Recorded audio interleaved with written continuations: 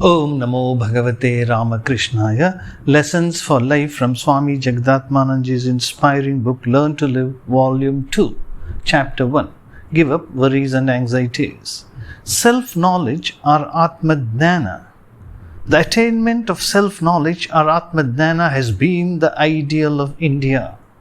This is discussed in these two episodes, the ideal before the nation and the trial of strength. Since ancient times, India has believed that supersensory verities like God and human soul, etc., are eternal truths and has been incessantly striving for the realization. Realization of God or Atman, soul, was accepted as the supreme goal of the individual or the nation. What was the reason for such great interest in supersensory ideals?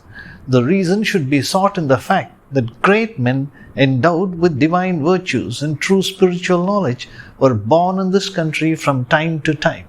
If the Western world can be called the home of science, India can undoubtedly be considered to be the abode of religions and spiritual science. Social codes of conduct in India were formed with a view to attaining spiritual perfection or salvation or moksha. On the firm foundation of spiritual life, each individual of the society, depending upon his inborn qualities, could perform his duties conscientiously and attain spiritual perfection or salvation, liberation. That was the firm belief of the great men of the past. These ideals did not merely remain in the inert pages of the books, but were translated into practice. History gives ample instances of such practice.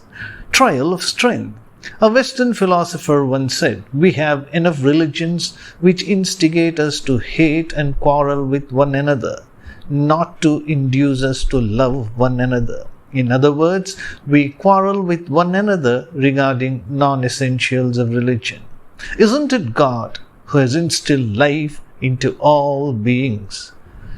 As Sri Ramakrishna used to say, one may call the liquid in the village pond water, another may call it pani, another may call it aqua. The power activating all forms of life has been perceived and worshipped in different ways by the followers of different religions. Even today, people, without understanding this fundamental truth, are fighting with one another. Our God is superior, yours inferior. Our religion is true, yours false. Perhaps God is laughing at man's ignorance. If God is our goal, spiritual life is the path. Anxiety, anger, fear, etc. are the obstructions on the path leading to God. Perhaps they are the trials of the intensity of the devotee's trust in God.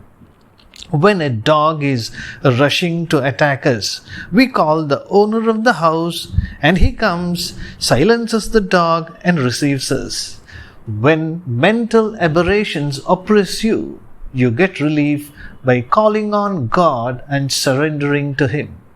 Being in darkness, can we drive it away just by shouting, "It is dark, it is dark"? Only light can dispel darkness.